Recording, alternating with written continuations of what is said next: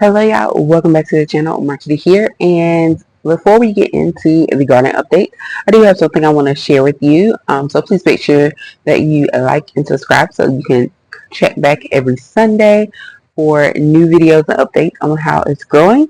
But we're going to jump right into it. This is going to be a pretty short and sweet update, not too many changes, mainly just the balcony garden, and I do have a couple of things to show you in the arrow garden. So let me start with a find that I got at Aldi earlier this week. And if you didn't know, Aldi does sell some gardening things. I picked up some planters, some seed starting materials, and they also have other little cute garden trinkets and other things for growing indoor and outdoor plants. So I would definitely suggest that you check what we call the Aldi Owl of Shame, which is that one owl that tends to carry other non-food items from various things, and a lot of times they have seasonal things, so you can find garden equipment or supplies down that aisle as well. So the thing that I picked up was this 3-tier wooden plant stand, and they've had a variety of plant stands at Aldi, so I'm going to hold it back so you guys can see. It's a close-up in the bottom of what it will look like once it is put up. It's just a foldable, fold it up, fold it down. You can use it. It's supposed to be, I think, indoor or outdoor. It says that the load capacity is 6.6 pounds per shelf, and it's 3 shelves, as you can see. And what I plan to do, I haven't decided if I'm going to use this inside or outside yet. I purchased some sealant so that I can spray over it, and I didn't mention this was $16.99. So I purchased some sealant from Lowe's here, and it's for indoor and outdoor furniture. And what this will do is it's going to, one, give it a little bit of a gloss, because this is kind of like a natural wood finish, and this prevents mold and mildew resistant prevents mold and mildew. It's also good against water, salt, weather resistant, UV defense, and marine tough. This is warm gloss. You can get different finishes, but I just picked up the warm gloss. This is good for any kind of outdoor furniture. Just make sure that your surface, in this case this rack, is dry and free of old finishes and poor condition, paint, wax, grease, polish, dirt, those types of things. But it's really good for if you want to seal it off. If you do want to use it outside, I'd highly recommend it just for longevity's sake. It'll definitely hold up through one season or summer, or probably a year or so. But if you want it to last for the long haul outside, you probably want to get some kind of sealant or finish to spray on it to make sure that you seal it to protect it against like the weather and the sun wear. So again, this is a 3-tier wooden plant stand for $16.99 that I got from Aldi. And like I said, you can check there for many other plant supplies, especially early in the spring. They still have a few things coming in. They also have raised garden beds. I've seen other planters and shelves, different types of shelves, so you can definitely pick something up there if you check. And they still have a few things out and about and around, as well as lawn chairs and such. So that is all for that. I want to share it with you, but also I'm going to, before we get to the balcony garden, I just want to share with you my arrow garden. So before I show it to you, in my big arrow garden, I had 2 romaine and a cinnamon basil pod. The cinnamon basil is continuing to grow, as you guys have seen in the past, and the romaines weren't growing, and I wasn't sure if it was an issue with the pods, meaning like maybe the soil, or if it was the actual romaine seed, because those seeds might be 1 to 2 years old now. So usually seeds are good for at least a year, like or season. So like if you bought some this season, they should still be okay next season. But after that, depending on what it is, it may or may not be as reliable as when they're freshly purchased. So and that's what I've noticed. And so I've had some seeds that have still produced, and then others that have been duds. And so I bought a new packet of seeds, and I actually bought a different brand. I had the Back to Roots romaine seeds, originally organic, and now I have I think it's the organic Fairy Morse, or Morse Fairy is the brand that I purchased this time. And I dropped 2 of those in my in the same pods where other seeds did not grow, and one is already sprouting. I just dropped it in there like Wednesday, and it's already like, hey, I'm here. It's like, I'm coming out. Yeah, So it definitely may be the seeds. So I think I'm going to stick with those.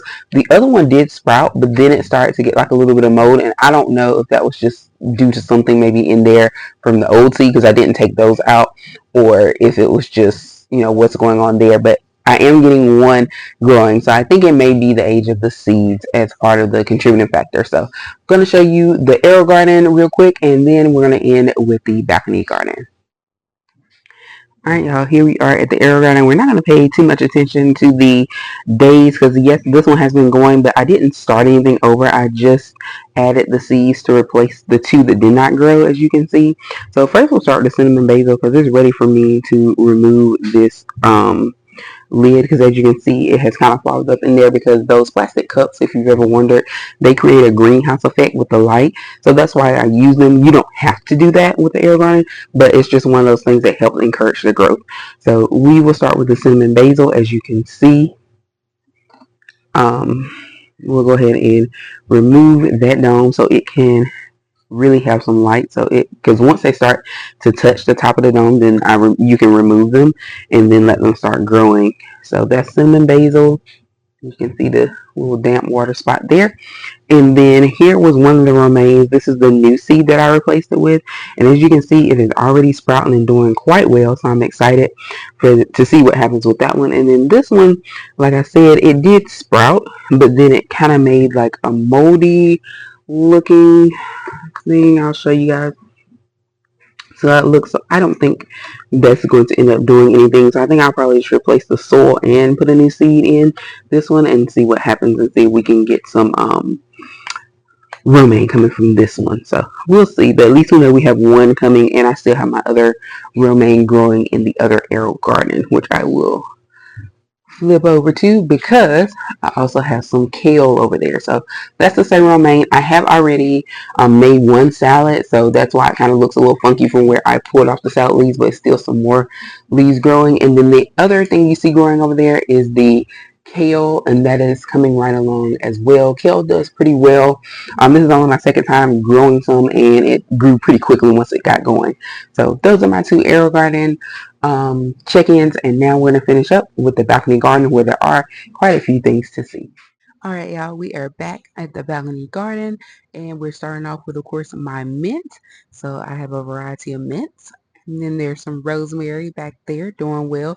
If you guys have never tried rosemary on chicken breast, I highly suggest it. It tastes amazing. And here we have some catnip. It's growing quite a bit. And down below we have some spearmint as well as my lemon balm. So the spearmint is down here and it is doing quite well. The lemon balm is recovering. Remember I told you guys it kind of got messed up when the temperatures were fluctuating so much, but you can see a fresh batch kind of starting, so it seems to be doing well now.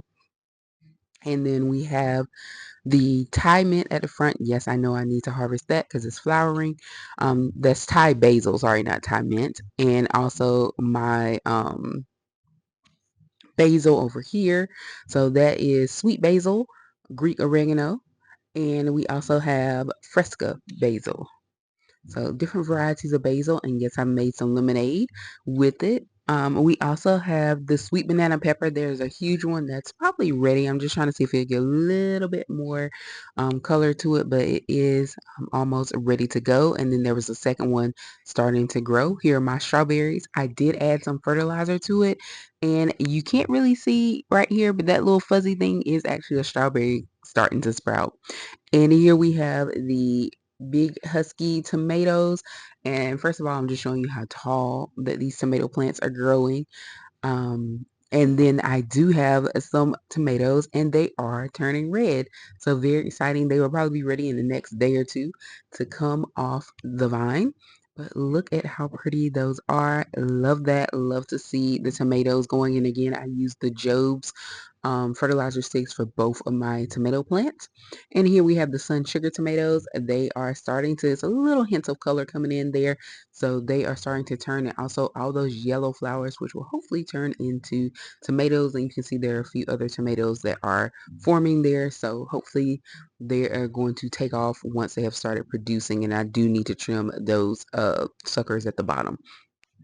Here we have my big Marconi pepper. You can see those flowers and other little buds. So hopefully all of those will turn into peppers in the near future. So just want to check those out. And then we have my green bell pepper.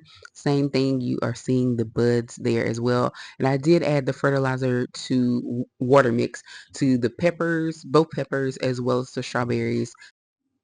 Hey y'all, back real quick. Before you go, I forgot that I did mention that I added the fertilizer to the strawberries as well as the pepper plants.